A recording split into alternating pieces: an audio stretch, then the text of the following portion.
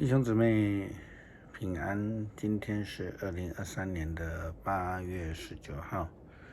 今天的经文是诗篇133篇，创世纪42章第1节到28节，马太福音第14章34节到36节。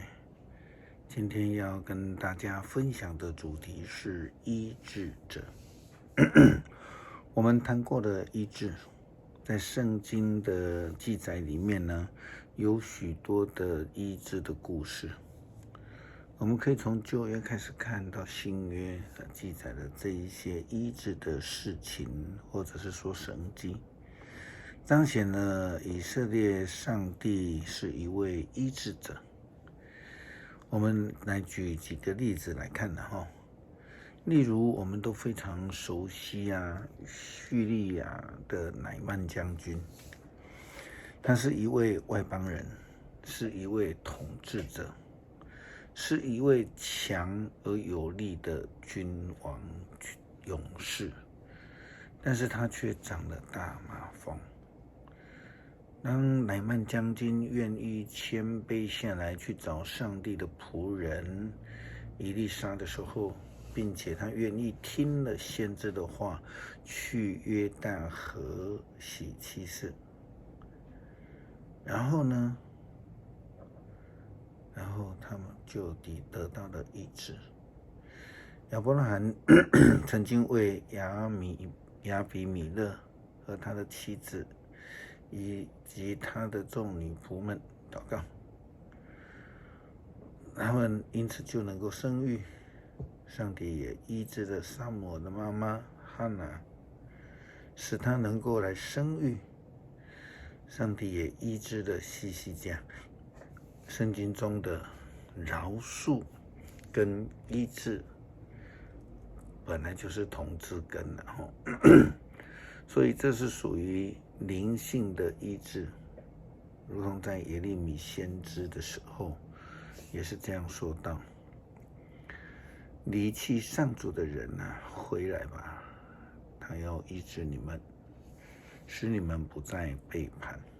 耶利米书第3章22节。无论是什么样的医治重点不是在于人。我们看到乃曼将军，他不是以利沙所医治的，而是来自上帝的医治。如同被医治之后的乃曼，他还是这样公开的宣称：现在我知道全世界只有以色列有上帝，没有别的，就请你收下我的礼物吧。这是列王记下卷第5章15节 B 的记载。医治者上帝赐给每一个人的医治恩典都不相同。乃曼将军需要去约旦河下水洗7次。耶利米时代的医治赦免是只要人能够回转。西西家以及以色列人得赦免的过程，或者是说医治的疗程，是非常的多，非常的繁复的。他们很多人聚集在耶路撒冷，守除酵节，守逾越节，来献祭，来净化自己。他们祷告，他们献平安祭。约瑟和哥哥们关系的和好，是这个过程更久，有更多的一个发展的过程。担任埃及宰相的约瑟因为受粮食的关系，他可以看到哥哥们，但是他并没有这样一次就跟他们相认。虽然我们并不知道其中最真正的原因是什么，但是我们可以从人性当中来揣摩。他可能一下子还没有办法接纳哥哥们。后来经过几次的来往，渐渐他放下心中的恨，也因为对亲弟弟的思念，对父亲的思念，还有可能哥哥们并不是那么的坏，并且因为全家在经历严重的饥荒的当中，他们需要哀子的粮食来支持。这样的情况之下，让约瑟渐渐的将心中的恨放下来了。不但如此，我们又看到更重要的是，他回顾了他的人生，发现了事实上上帝是与他同在的，如同法老王对解梦的约瑟所说的。于是王对他的臣仆说，我再也找不到比约瑟更理想的人，因为有上帝的灵与他同在。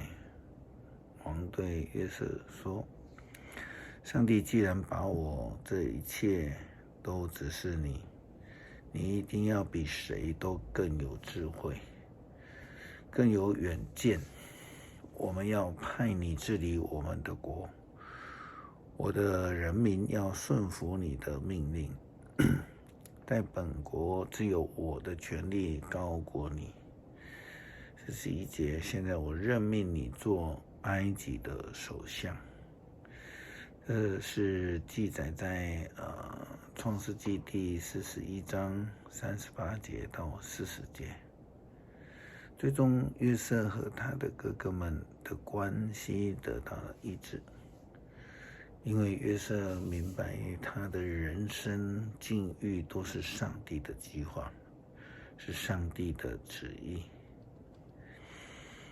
医治者上帝赐给人们医治的恩典。耶稣基督在前往管理员室雅鲁的家中去医治他的女儿的途中，有一位患血漏的妇人摸了耶稣基督，然后就得到了医治。今天的经文在马太福音第1也记载了这样一位得医治的人。经文的记载非常的短，这种经文说，他们渡过了湖，在格尼撒的登岸。耶稣是那里的人，他一下子就被认出来了，就派人出去把附近地区的病人都带来到耶稣的面前。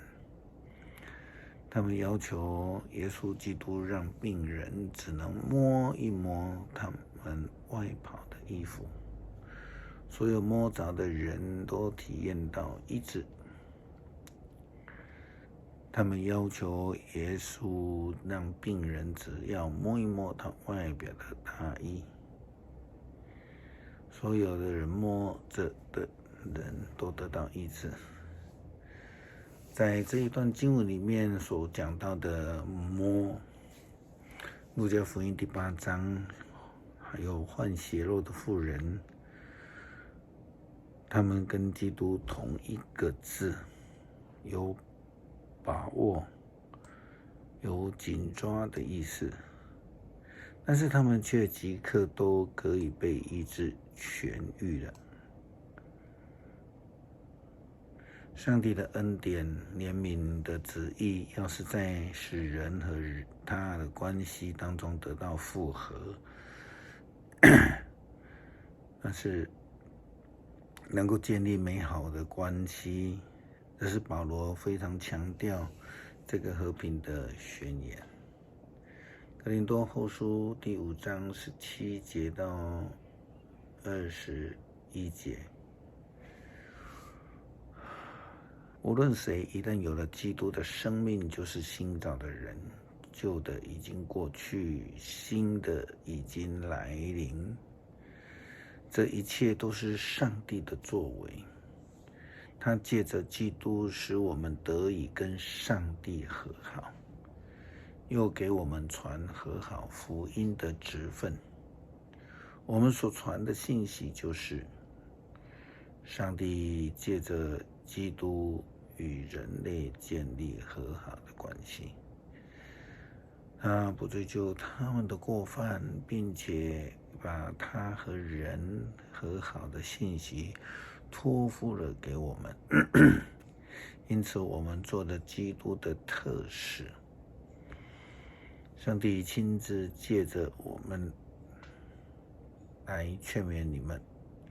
我们替基督请求你们，让上帝使你们跟他和好。基督是无罪的，可是为了我们，上帝让他担当负责我们的罪，使我们能够借着他得以得上帝有合一的关系。诗篇133篇，弟兄姐妹和睦相处，是多么的美善，多么的愉快。这好比是珍贵的香液，从亚伦的头上流到胡须，又流到他的衣襟。这好比黑门山的甘露，降落在锡安的群山岭，在那里上主应许一切，赐下永恒生命的。愿我们都能够领受上帝的医治恩典，得医治。无论是肉体的病、心灵的空虚，或者是与上帝关系的复合，求主你帮助我们。感谢祷告，奉主耶稣基督圣名求，阿们。